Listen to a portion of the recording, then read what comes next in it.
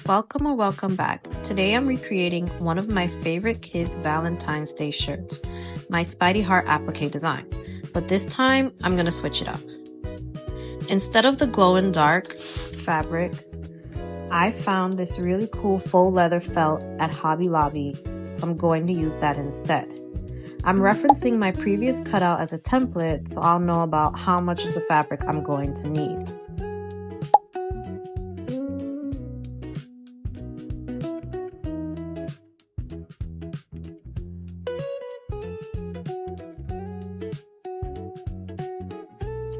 Then I'm adding heat and bound light to the back, and we'll be using cutaway stabilizer for this stitch out.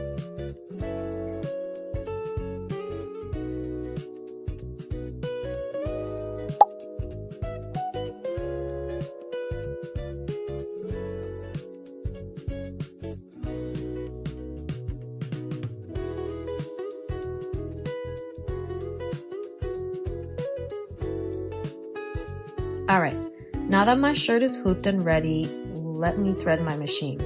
Hopefully she behaves today and I can actually see what I'm doing. So far, we're off to a good start. I'm gonna do the placement stitch. Well, I'm gonna trace and then do the placement stitch. Everything looks perfectly centered. And we're gonna get started with the applique. So like I mentioned, I am using pre-cut fabric that already has heat and bond light on it from the last time I made this design. Pro tip, cut 2 pieces so the future use as thank you.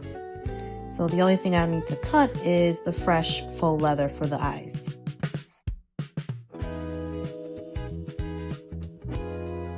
Alright, now my machine is running the placement stitch for the red heart applique portion. And somehow this is not the right size. I'm pretty sure I grabbed the wrong pre-cut piece. Another pro tip, always print a new template so that way you actually know what size you're stitching. But I do have the correct size, so we're just gonna have that tacked down.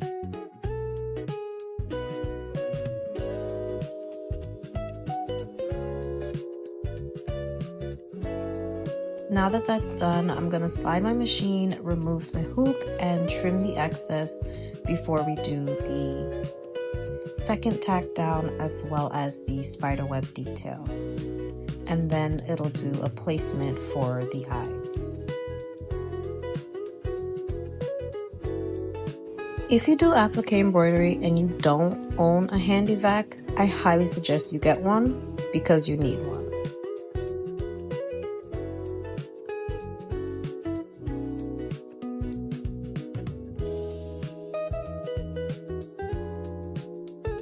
Okay, so the web stitching is finished and I forgot to record because I was in the zone.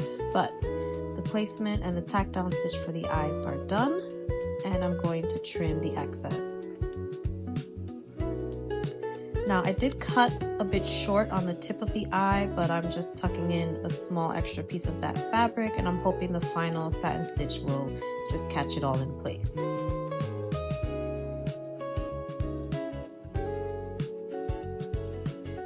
And here's the final stitch out. Look at that detail. That cracked texture on the felt, so good. Alright, I'm gonna unhoop it, get this pressed because like I said, it does have heat and bond light on the fabric.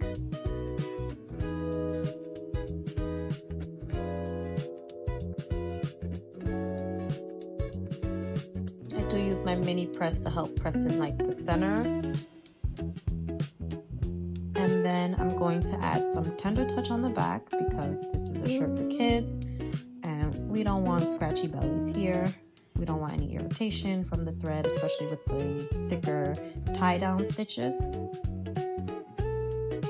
And that's probably way too much tender touch, but so be it. Anything for the kiddos. And I want to say this probably took about 20 to 25 minutes, including the trimming, but I think it looks really, really good. I love the detail of the cracked faux leather. But if you're interested, this design is available on my website and my Etsy shop. They're both linked below.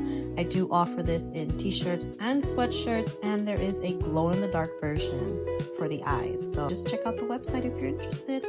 Like, comment, and follow for more.